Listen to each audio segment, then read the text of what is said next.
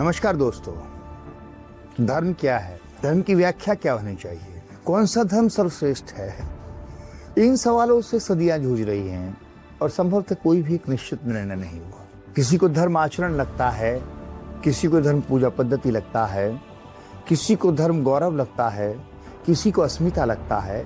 धर्म के अपने अपने दर्शन हो सकते हैं, अपनी अपनी व्याख्याएं हो सकती हैं।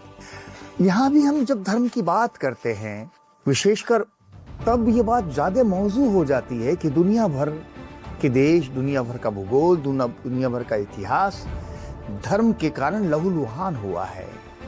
धर्म के कारण कब्रिस्तान सजे हैं, धर्म के कारण बहुत से युद्ध हुए हैं। बल्कि सच कहूं तो सर्वाधिक युद्ध या अधिकतर युद्धों का आधार कहीं ना कहीं धर्म ही रहा है।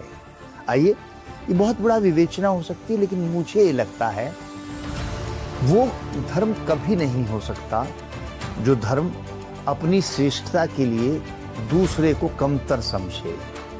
उसे हम धर्म नहीं कह सकते जहां मनुष्यता के मानक खंडित होते हैं। उसे हम धर्म नहीं कह सकते जो विध्वंस के आधार तैयार करता हो। इसके ठीक उलट धर्म कहा जा सकता है उस आचरण को जहां मानव की स्वाभाविक नैसर्गिक प्रवृत्तियां प्रेम, पीड़ा, करुणा जागृत होती हैं और वो प्रवाहित करता हूं। मैं मोटे मोटे रूप में जितनी भी धर्म पुस्तकों से वाकिफ हुआ हूं, तो मैंने सब पुस्तकों में थोड़े बहुत अपवादों को छोड़कर सभी में मानवीय करुणा की ध्वनि सुनी है। ये अलग बात है कि उनका व्यापार करने वाले, क्या वो राजनीति के क्षेत्र से हों या समाज के क्षेत्र से, उस ध्वनि को दबाकर उनके विध्वंसक ध्वनियों को प्रचार करते हैं। इस्लाम खतरे में है, हिंदू खतरे में है, क्रिश्चियनिटी को बचाना है, कैथोलिक बड़े हैं, प्रोटेस्टेंट बड़े हैं, हीनयान महायान बड़े हैं, वगैरह वगैरह वगैरह। सीधी सी बात है मित्रों, हम 21वीं सदी में रह रहे हैं। धर्म का प्रादुर्भाव कब हुआ होगा नहीं पता, लेकिन मोटा मोटा हर धर्म का प्रादुर्भाव समाज को सुनियोजित संचालित करने के लिए हुआ होगा। कालांतर में कुरीतियां आई होंगी, उसकी कोख से नई धर्म जन्म लिए होंगे। जब आज व्यक्ति मनुष्य कबीलों की शक्ल में कहीं बसा होगा तो उसने कुछ संहिताएं बनाई होंगी, उसे धर्म का नाम दिया होगा।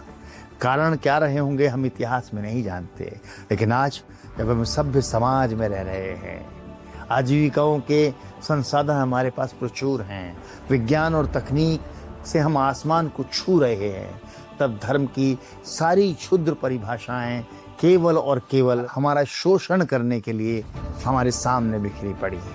हमें बचना चाहिए इनसे। मैंने कभी एक कविता लिखी थी, उसकी कुछ पंक्तियां अनायास याद आती हैं। कुछ लोग रास्ते में चलते हुए मंदिर में हाथ जोड़ते हैं, मस्जिद में मत्था टेकते हैं, चर्च पर, गुरुद्वारे, सब जगह झुकते चले जाते हैं। लेकिन कुछ लोग ऐसा बिल्कुल नहीं करते। पता नहीं वो ऐसा क्यों नहीं करते। वो हाथ नहीं जोड़ते, लेकिन हर गिरे हुए को उठाने के लिए हाथ बढ़ाते हैं। वो जल नहीं चढ़ाते, आंसू की एक बूंद किसी भी पीड़ा पर चढ़ाते हैं। वो मत्था नहीं टेकते, लेकिन माथे की शिकन पढ़ लेते हैं। वो मनुष्य की पीड़ाओं के लिए अपने ईश्वर तक से लड़ लेते हैं।